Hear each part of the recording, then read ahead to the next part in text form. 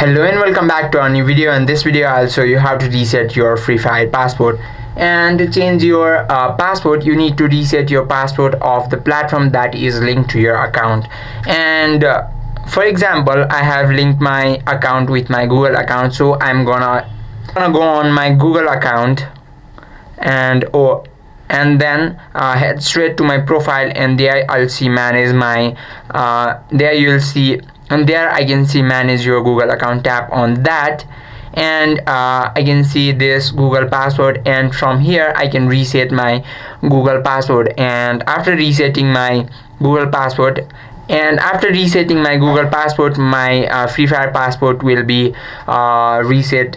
And after I change my Google passport, my Free Fire passport will automatically be changed. And that is how you can also change your Free Fire passport. I hope this video helped you out. If you have any questions or queries, just let us know in the comment section. Thank you for watching.